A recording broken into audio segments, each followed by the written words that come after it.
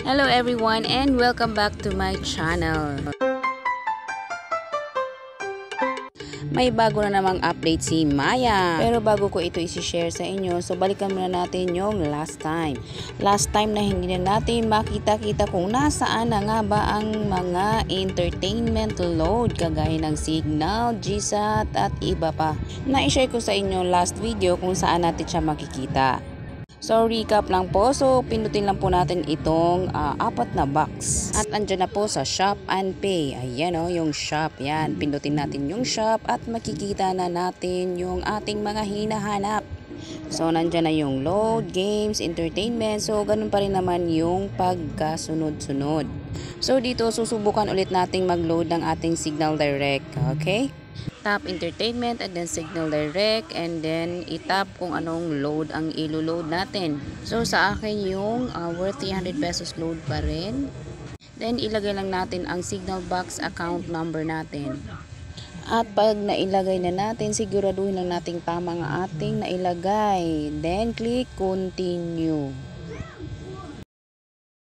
After natin ma-click lahat ng continue dyan, then click pay now. So ayan. Mabilis lang, processing na agad and then maglalabas na yan ng resibo. And of course, after natin matransact, so kung i-check natin yan doon sa ating transaction history, so makikita na natin yan. So ayan, completed na siya.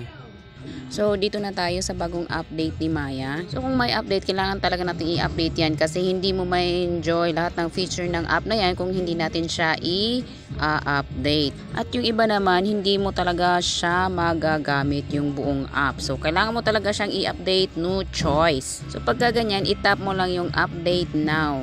Yan. Tapos pupunta na yan is either sa Google Play or sa V-App Store. Depende yan sa phone kasi, phone feature. So ayan, installing na siya. And then pag once nabuksan na natin yung ating Maya, so eto na yung bagong itsura niya oh.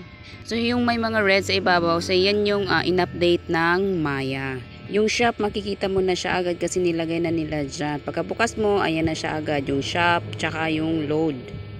Actually, possible pa yan mabago yung pagkasunod-sunod niyan. Depende kung may update sila ulit.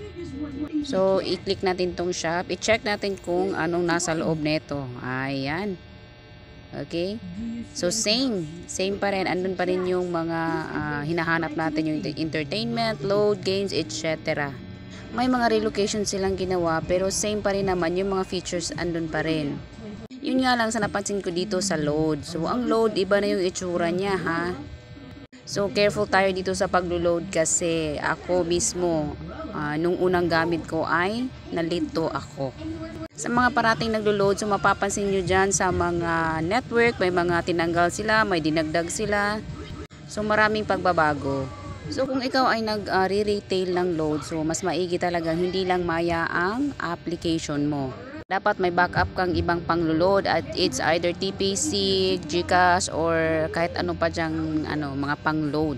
So for my next tutorial, so ituturo ko sa inyo kung paano mag-load dito sa ating Maya. Ituturo ko sa inyo kung ano yung pagkasunod-sunod ng proseso para maiwasan nating magkamali sa pag-load.